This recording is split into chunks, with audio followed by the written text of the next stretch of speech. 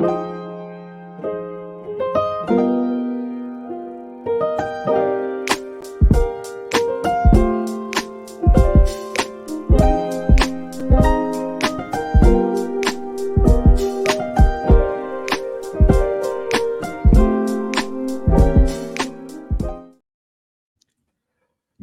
All way right. to reality. Welcome to an exciting episode of the Lunch Table Podcast. So you are with 2/3 of the trifecta. We are doing something new here. Del and myself, we are going to be covering this week's most recent issues of Manga, covering some of our favorites: One Piece, JJK, My Hero Academia. Just talking about the issue and some theories, and just random bullshit about the whole thing. So you already know who we are. I am your friendly neighborhood demon king. No introduction needed. And I have with me my partner in crime, the fallen one. Yes, you are still fallen. You can't give that away.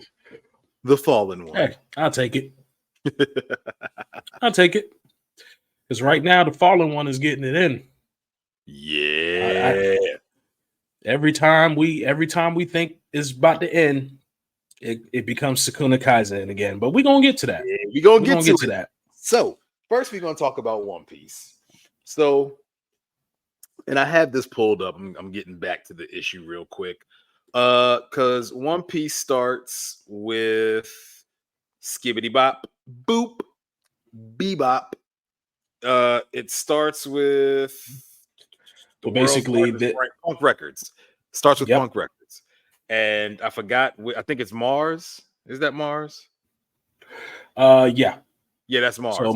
So Mars was actually looking at going for that Denda and Mushi that was actually transmitting by Vega Pump's broadcast. I'm about to call it a podcast. Guess it is for the One Piece world. that would be a live stream podcast, honestly. Dog, they were dead ass sitting there telling people about coffee. That's a podcast. Right. Talk about, my coffee might need to cool off a little bit. But the broadcast is going, and Mars is standing there looking at the big brain, and he's like, "Man, is your brain even here?" Talking as if, like just speaking to a figurative Vegapunk. And he destroys the Denden Mushi that's there. Nothing happens. The broadcast is still going. Yeah, it was a fake. So that shell that was on the back of it broke off to reveal it was a regular one. Right. So the real one is hidden somewhere else. Right. And as this is happening, they're basically visiting various scenes we've been to. So they show us Usopp's hometown, Syrup Village, and the people he knows. They're talking about it. They show us Twin Cape, where the big whale, I forgot that whale's name, with all the scars on his head. Laboon. Yeah, they show Laboon with the old man. We jump to Baltimore, which Baltimore is Vegapunk's hometown, but they mentioned Frankie. Well, no, because all of these places are places the Straw Hats have been. So we're basically picking up with all these people thinking, okay, what does Vegapunk have to say on this whole thing? On the stream. But these are all places. I want to say because Frankie had a connection to Vegapunk, basically, as far as being a scientist and all of that good stuff. Even though Frankie's not a scientist, he's a shipwright, but it's just Frankie was a tech head too. Right. And I want to say his mentor actually somewhat knew Vegapunk or something, but there was a connection between them two. Right. So then they show Birdie Kingdom, where Chopper did his training, and they're talking about Vegapunk and how, he created some weapons. Then they go to Hachinosu, which is the pirate island. They're wilding out over there. Basically, Blackbeard made that island his home. Right. So, yeah, then the thing gets destroyed. Mars turns into his big ass flaming pterodactyl form and flies off. And he's like, "Curse you, Vegapunk," because the broadcast is still going. And it's just showing people talking and Vegapunk going through this whole spiel about, I've done bad things. Please don't look at the people who kill me as bad guys. We don't know their stories, yada, yada, yada, yada. It's all subjective. Right. So then Bonnie is getting attacked by Saturn, and Frankie is kind of standing between her and Saturn, and Sanji's like, Bonnie, my man. And he's like, move it, Frankie. If anybody's gonna save Bonnie, it's gonna be me. And he kicks fire out of, was that Mercury? Which one's the ball? Yeah. War. Actually, I think it is Mercury. It's Mercury. Yeah, Mercury. I think it is him. The ball one. I can't remember. I really was looking for Sanji to show up on that one now. Yeah, Sanji showed up and kicked him in the face. Not Sanji. I'm sorry, Zoro. Give me a swordsman thing. That would have been cool. But I think that fight's coming. So yeah, he's like, if anybody's gonna save Bonnie, it's gonna be me.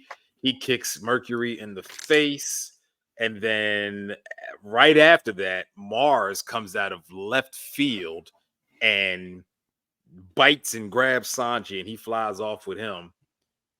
And then two of the giants grab Mars. He drops Sanji. Bonnie uses her power and turns into a giant and gets to stomping in the club.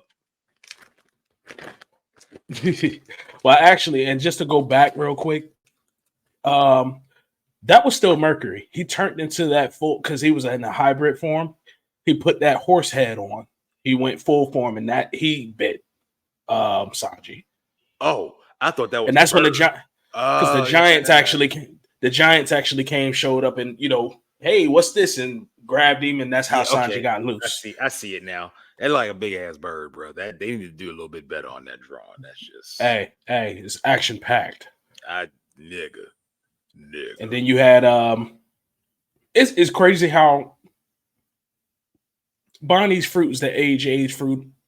And okay, I can make people older, I can make people younger, but just messing with the time aspect of it, making her slightly broken.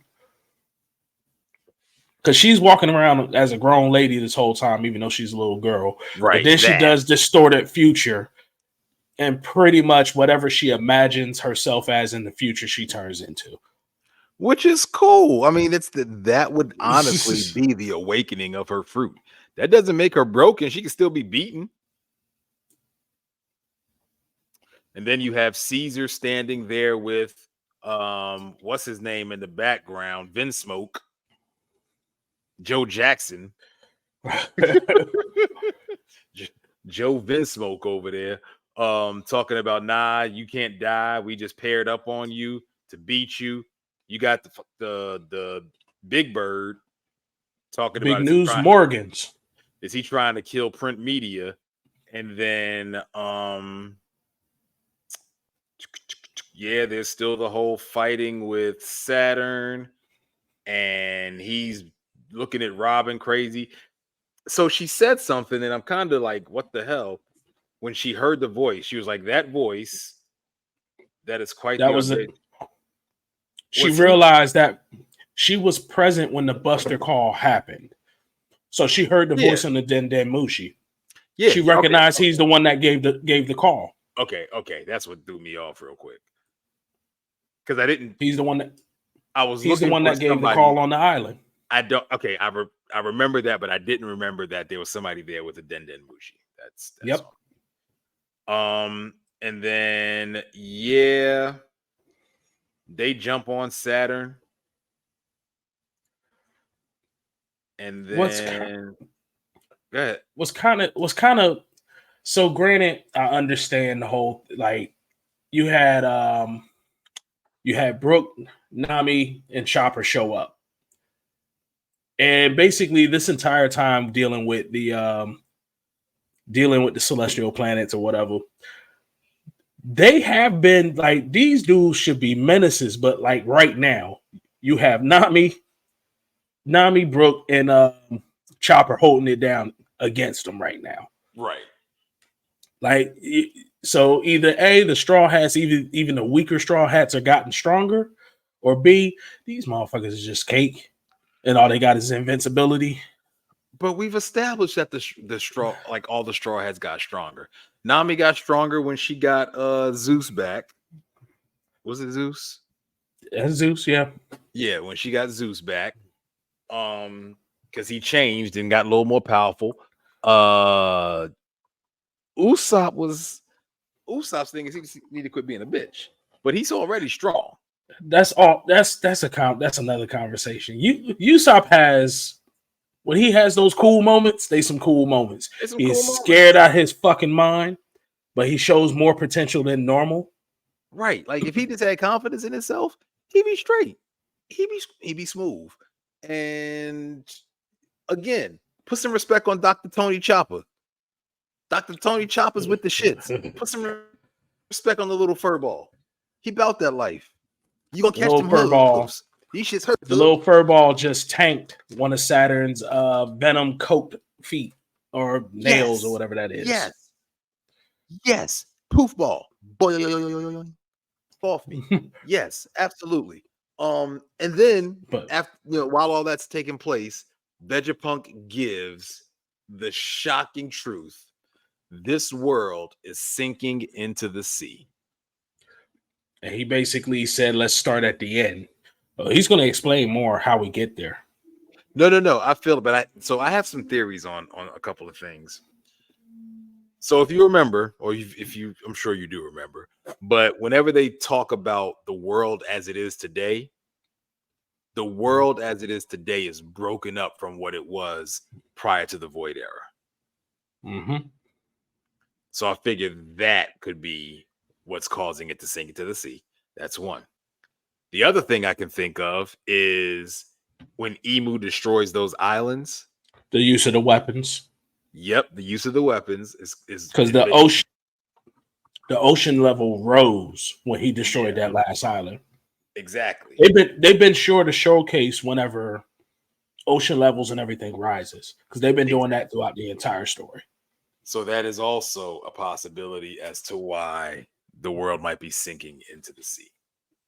So I'm curious to see if that's kind of where they go with it, or I don't know. I don't know what other angle they could possibly go with. Those are the two. Those to me are the two most logical angles. I can't even call nothing on this anymore. The damn thing been going for 25 years now. Right. I've been one of the fortunate souls to still be alive to hopefully see the end of this. But man, well, they said it's I can't call it. Our other two chapters or our other two manga on the docket are near the end. One Piece, we got about a good 7 years. I don't think 7 years. I give them a good 3. I give them a solid 3. Well, next on the docket, we have My Hero Academia. Woo! And I'm sorry, I've always been partial to this. Has always been my replacement for the original Big Three. But basically, it opens up with several classmates. Hey, they asking for people who can still fight. Yeah, yep. You came too. Yeah, good to see you. Like basically, the class was showing up. They're beaten up from all their individual fights. What got me is Mineta coming up like, yo, I'm showing up. Yeah. If I don't step up today, and for the people at home that don't know, that's just stumbling on this, Mineta is that one that you don't leave out in public unsupervised. Like he's a coward, he's a pervert, all of that. My man stepped up too. Like you can tell we're coming to the close, right? Because everybody's getting their moments the whole nine, and they're showing up for Deku, who's still on the ground, just recovered his arms and everything from the last chapter, but he was only rewound back to a few minutes before he lost his arms. Right. So needless to say, he basically did give away One for All, but we're going to get to that. Basically, we keep going with the classmates talking about showing up for it. This right. The final battle, all of that. Yep. And if if if Horikoshi did not rip off the Marvel universe with the We Are Here panel, that double page spread, it was fucking epic. It was awesome. Hold on though, because when I saw that, you know what I looked at? You know what hit me? What? All Might. Never fear, for I am here. And they all were inspired by All Might. And just that last one of whole them. We Are Here, that was like literally All Might. Because if you think about it, at one point, I think Shigaraki was talking shit about them. No, that's later on. But he was basically saying, without All Might, y'all are helpless. So that We Are Here was just like really impactful for that specific reason. And you literally had All For One just sitting there watching all of them come out, watching the whole Marvel universe over there on that side of the world come out. You stupid. Dog, is it not? All that was missing was On Your Left. Yep, that's what happened. So, All For One sitting here is unfazed. My man said, so many soon-to-be corpses. Right. Oh, we see what type of time you're on today. You're on that type of time. All right, buddy. But basically, he was more or less saying since his brother's aspect that was within One for All is gone, he kind of is just detached now. He has no motivations at all. He's just here now. Right. And basically, they explained how he was able to survive even though Shigaraki's consciousness was gone because he was supposed to be gone with them. But somehow through his brother's death and his attachment to that kept him holding on. Right. But he basically goes ahead and start mixing quirks. He now has nasty anime hentai fingers, arms now. Whatever he got going on. Yeah, he got some shit going on. He got to get that checked out. But you need to see a doctor about that. Again, you have the class stepping up. Basically, he says tragedy makes you stronger. Cero, the dude with the tape in his arms. Yeah, I don't think so. I don't subscribe to that. Like, he hit him with the and as Cero's, I don't accept that. And as Cero was basically Cero was the distraction because you see two portals open up. And you see the menace father in some the menace OJs. That was the On Your Left. That was the On Your Left. Yo, Gerald and Eddie Levert showed up. Doggone Endeavor and Shoto. They both show up. One in front, one behind. They both literally in tandem. You see a father-son flash fire fist. Yes. They was out here cooking this dude. Literally. Beautiful father-son move. After the flash fire fist, you basically have more heroes showing up. You have Present Mike like, all right, look, Eric, thank you for coming. This is our final fight. Let's go. Like, basically motivating everybody. Like, it was a beautiful scene. Because, and in the midst of... Sorry, just to touch back. The previous issue, I can't think of the dude's name. The shadow dude that opens the portals. Kurasuchi? Kuragiri. Good. Kuragiri. Yeah. Yeah. President Mike states that Kuragiri actually joined up with them now. That's how we were able to get the portals. Because he had joined up with them in the previous issue. So yeah, he joins up with them. They get the portals. We got Endgame. Hey, sound like jokes. No, that's really what we got. Like, you literally have multiple heroes comboing on him, but he's still pretty damn powerful. Even though the Shigaraki's body is wrecked, right. He's still pretty damn powerful. And they're saying,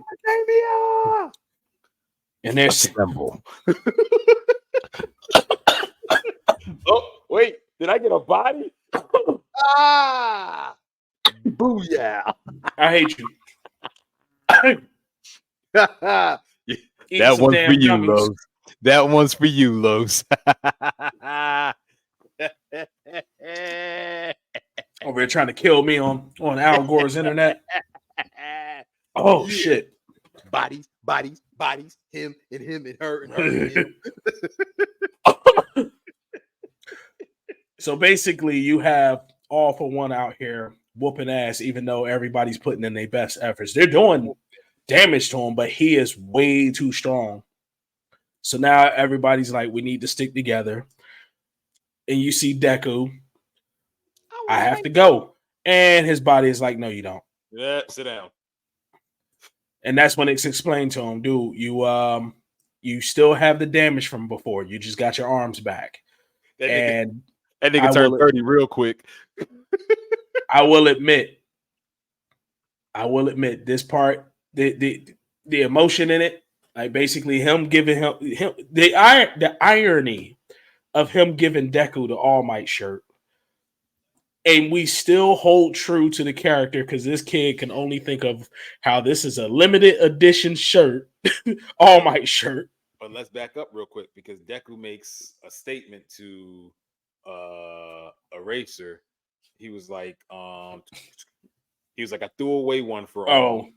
And he was like, wait, you don't have it anymore? He was like, the same goes for the quirks of the previous users. But while I didn't have it for such a long time, I, a quirkless person, had one for all ingrained in me. Like what happened with All Might, my embers have not gone out.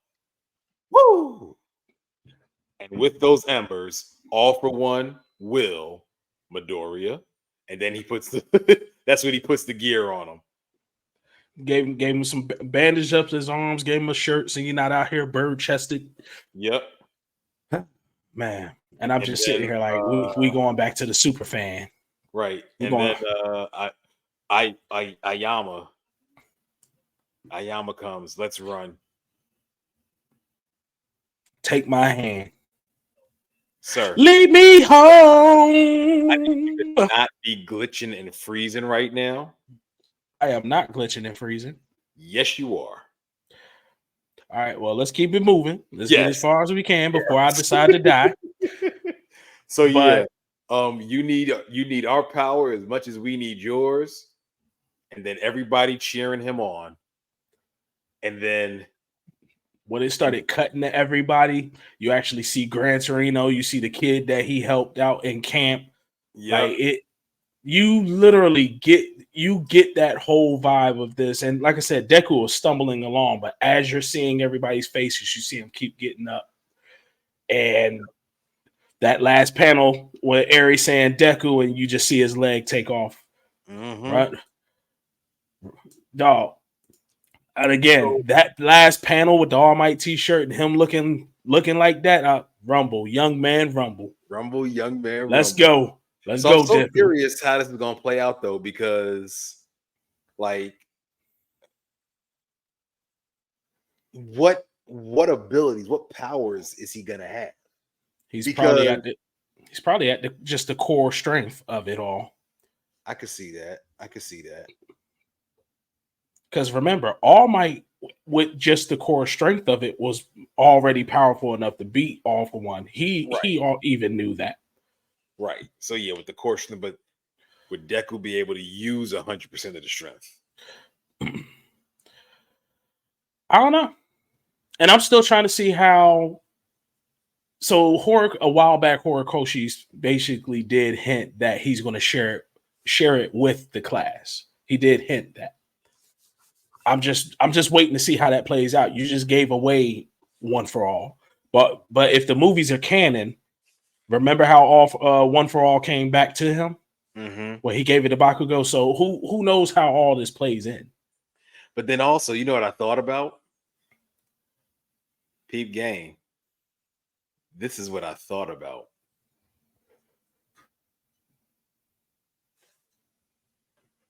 Because we always pay attention to when he's narrating the story. He always says, "This is how I became the number one hero." And then remember, he changed it. This is how we became heroes. Right. But what I'm thinking is this fight kind of ends this fight has the effect. Are you muted? No. Can you hear me? Can you hear me? Can you hear me now?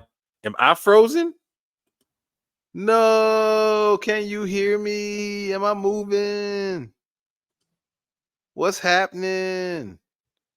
Oh Lord, help. I Del, can you cannot hear hear me? you. Oh, this is trash. What is happening? Hold on. I will be back. I'll be back.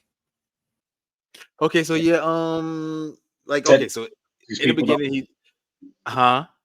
I said technical difficulties. People don't worry about it. So yeah, I'm thinking, what if what happens here is he basically makes Shigaraki's dream come true, but not in the way Shigaraki thinks. Deku changes the current society by beating All for One, right? But in Hmm. doing so, he loses his powers for good. He goes back to being quirkless. But because of his efforts and because of what he does, they make him the honorary last number one hero. There's really no more need for heroes. I mean, not no more need, but the hero villain landscape changes greatly because of this fight. I can see that. So that's how he became the number one hero, or how we became heroes. Basically, both things are still true, but it's not like, he's still heroing. I could see that as an ending. Then again, I could see, like you said, him potentially getting the gifts back. But then they said he was going to be the last user, so I don't know. Yeah, it's he. I don't know. I don't know. Like right now, it is all set for him to lose one for all. I think we're gonna have a resurgence of Rocky's consciousness, just a last little bit, like a little to complete his redemption, because Mm-hmm. you notice he was starting to turn within the dreamscape that they was in Yep. earlier, and that's when All for One was able to come back out as far as Right. his consciousness. But I think Shigaraki is going to come back and help with that. Possibly. Meanwhile, it gives all the heroes a chance to actually take out All for One. You know what? There's also the possibility of Deku gaining his own quirk. But you have to wonder, did he actually? He had to have one. You got to wonder if he had to have one. Because here's the thing, I feel like the main reason they told him to let go of One for All was because they may have sensed that, like, kind of in a, like, I don't want to say last minute, but like in somewhere in there, they may have sensed that, oh shit, this kid has a quirk. And his quirk might just be the quirk needed to defeat All for One. That's a good possibility too. What's killing me though is going to be on break next week.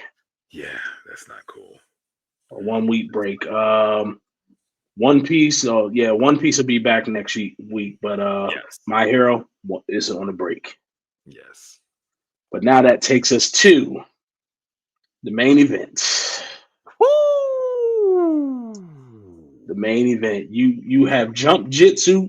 Some people call Jump. it Jitsu Kaisen. Some people call it Sakuna Kaisen, and lately it has been.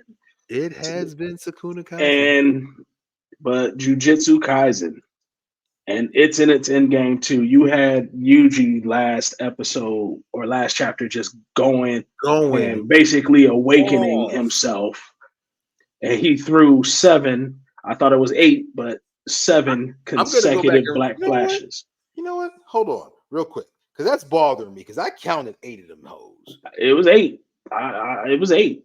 I'm going back to confirm because I don't like being made to think you're not gonna gaslight me and cheat my. You can keep talking, but you're not gonna gaslight me and cheat my man's Yuji. But basically, we're coming off that last episode of so many black flashes in a row. Now, Sukuna had hit a couple of black flashes of his own, so he was supposed to be regaining his reverse curse like Gojo did and all of that. And they actually explained that when Gojo was enlightened by his two black flashes, it started a new circuit of reverse curse technique with him, so he was able to heal his arm back and everything that got cut off. Sukuna couldn't do that Yeah, because Yuji was out here. because you we had messed that up with all them black flashes to the barrier of Busting his him in soul and his leggings. soul. Literally, he was striking his soul with those black flashes. So you still have Miguel and LaRue out there just watching. Like, hey, we did our part. We out. We were supposed to finish them. That got a little too dangerous. We're gonna chill over here and let y'all finish. But Yuji was going ham, so everybody's confident. But like I said, It was. Sukuna, we're gonna circle back to that.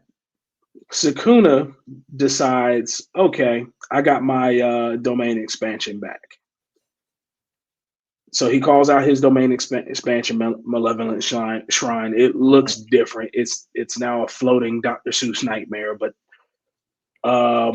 basically he made it so that it now does enclose within a barrier. Before it was just open, and its sure hit effect just acts like a normal barrier, but still has all its lethality and everything because of a binding vow that he did. And I got a question with binding vows. Do you just say it to yourself and it's a binding vow now? Like, I guess so. Or you make a pact, kind of like, I don't know, man. I You mean, just make a pact. is this I'm thinking about it now we're talking about it thing? Like, Yeah, pretty much. But I saw something interesting. I saw somebody say that it looks like Sakuna combined Malevolent Shrine with Megumi's domain expansion.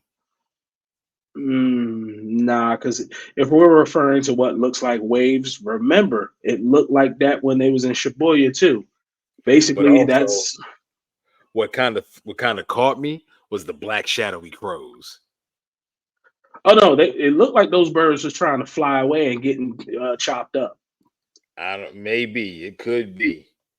Maybe I could see that, yeah. It was trying to fly away and they got chopped up. Now this is where we find out. We jump back to the time skip before the fight. Yep. And basically we all thought that Yuji could soul swap and crap like that. Come to find out, and I can't think of the little kid's name, the one that was teleporting people. Wee wee. Ooey ooey. Oi, oi, yeah. I mean, it might as well be wee wee. It is wee wee, actually. It actually is wee wee. I thought you was going left with that one for. Nope, I had to talk that one out. That actually is wee wee. Dog. She was laying. His sister was. I don't want to talk She about was laying in the bed with wee wee. I just don't want to talk about it. She was. You're not killing me. Do you see what's on my chest? I'm not dying. She was laying in the bed with wee wee. I'm here, not dying. Stop. Oh, come here, wee wee. Let me caress your face, wee wee. Oh, you're really going there with this, huh? You're really doing committing to this one. I'm committing to this one. I see that. You know what? I want you to know I respect and I appreciate your committedness to pulling that off. Not taking me out though. But we find out I mean Ooey can actually, besides swapping people and teleporting, he can switch souls. Right, he's a soul swapper. And basically, he can swap the souls without, quote unquote, opening the box as far as the body. So the body's shape will never change, like in Mahito's description. Box, you ever just open the box? I love opening the box. Opening the box is hot, real hot. Sometimes you just got to get in there and open the box. Sometimes the box just got to get open. But then sometimes you don't have to open the box. Sometimes you can snatch the soul without opening the box. And apparently her little wee wee is great at it.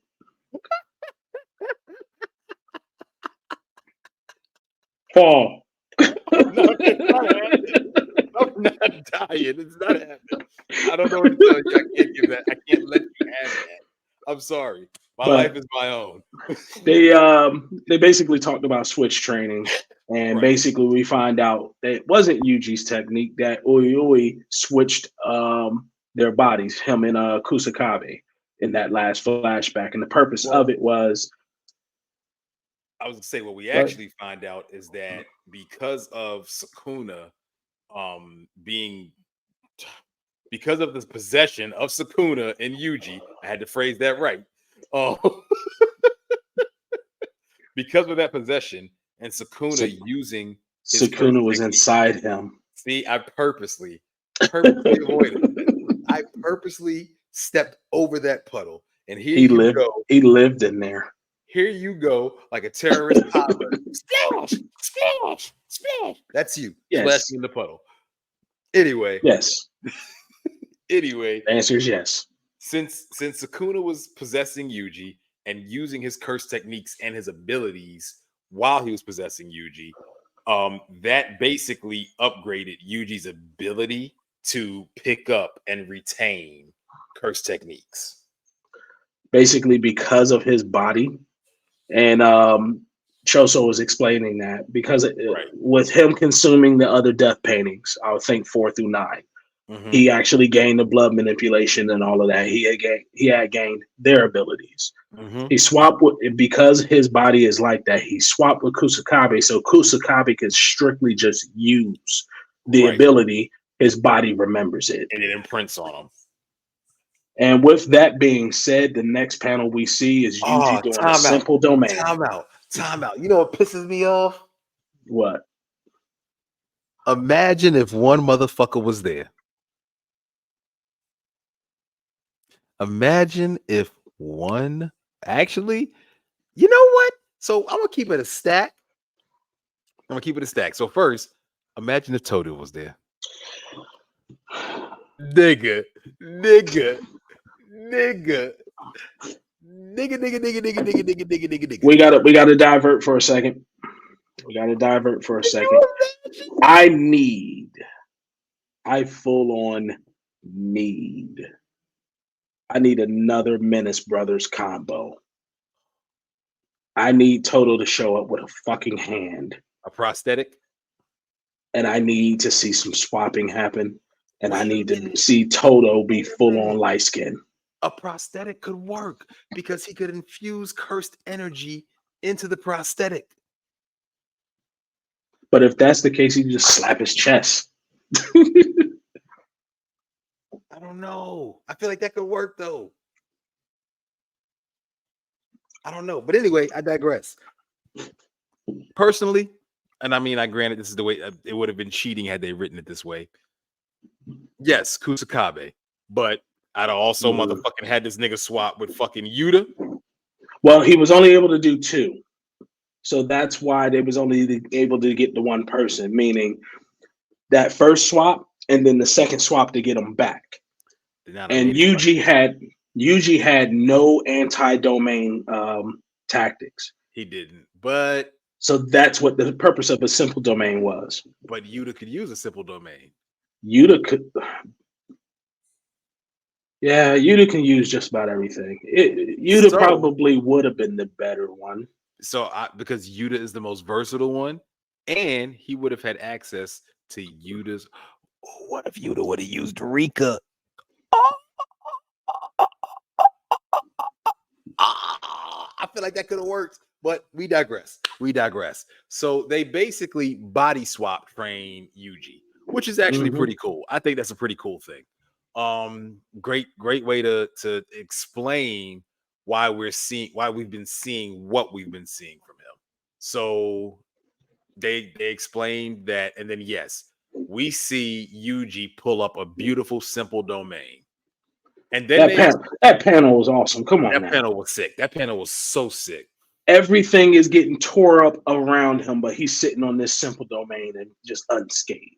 Exactly. Now they go to discuss that because of the way Sukuna did his domain expansion. Basically, he combined it with his barrier technique. The sure hit effect was increased, wasn't it? The lethality was yeah, pretty much. And so also the escape portion of it was removed. Yep, so that binding vow was gone. Right. So Yuji was looking for a way to escape, but he was like, you know what? I just got to endure it. And everybody's like, Well, endure no, it. he noticed that it was incomplete. Right. And then right. then the narrator confirmed it. So Yuji was like, all right, there's a loophole here. There's a way to counter this. I just gotta endure it. Right. And the fact that Sukuna had so many people in there that was tanking it at the same time too. Yeah. And then I think the loophole was that he could only keep it up for night. So he gained lethality, but he could only keep it up for 99 seconds. Glass cannon. So basically, yeah, Yuji was like, I just got to endure this. I just got to endure this. And we see my man ducking, dodging, ducking. And he rolls, he gets the slashes, and he gets knocked back. That was after his simple domain. His simple domain cracked. After it cracked. So we see the slashes get through. We see my man get rocked back, and we see his leg come off. But did you see when he got up, that leg was back? Up, that leg was back. I endured it. Let's go, but again, Sukuna Kaisen. We finally see what the fuck he opened up before. And instead of it being a little black box, furnace. So does this mean that Sukuna has multiple curse techniques since he was a twin? It is possible, but it also kind of gives credence to the theory that so I've seen a theory that curse techniques take on like they take on whatever the user envisions them as.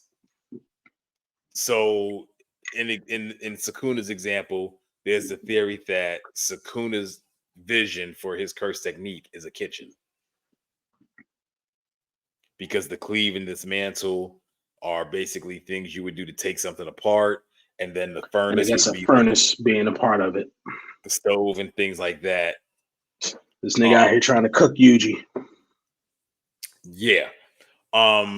So there's that theory. So and it also goes in line with him eating, consuming people and whatnot. Yes. So basically having that ability would basically give credence to that. Okay, maybe it is based off of a kitchen. Yeah, I've been seeing a couple of different theories since this twin thing happened. But yeah, I am looking forward to seeing if Yuji has a domain expansion. Yuji got some more to show us. Absolutely, especially he got some more to show us. Standing. Since he's kind of the last one standing, I kind of feel like he does. Man, like you have him, Maki, Choso. I forgot my man name that had Nanami's weapon. It's not important, but I know who you're talking about. But basically they were all out there tanking Sukuna shit too. So. Yeah, tanking the hell out of it. Like if they can and they can give Yuji support too. So it's not like Yuji's gonna just be broken and full on shonen protagonist us this because we've noticed Jujitsu Kaisen is not your typical shonen. People die. And Yuji is honestly over here going toe to toe with Sukuna, if we're being real about it. No, he is. Like Yuji is over here throwing them things with Sukuna. Yuji is Mr. Left Right. The whole series he's been that way too. He's out here with the yeet. Everybody out here being flashy. He just punching holes in people. Right. Just mop. Take that. Just listen. I'm not with that shit. You gonna get these hands. These shits hurt, cuz. So pretty much with that being said, him opening Furnace, that's how the episode ends. They kindly let us know that they're on break next week. So this is definitely something we're gonna do weekly. Giving it to you. We may definitely add some things in there. I actually just quick thing. So I started watching Kaiju number 8. I'm actually gonna start reading Kaiju number 8 because that shit looks wicked. Yeah, somebody was telling me about that. Wicked. Yes, wicked. Also, I'm thinking about picking up We got to talk about Records of Ragnarok because that's still going, and I believe they're cooking over there. I got to catch up on that, honestly. I got to get up on that too. Then, and I'm giving you another one to read that is growing popularity. I believe the anime may be coming out at some point, but I need you to pick up and read Sakamoto Days. And text me the list.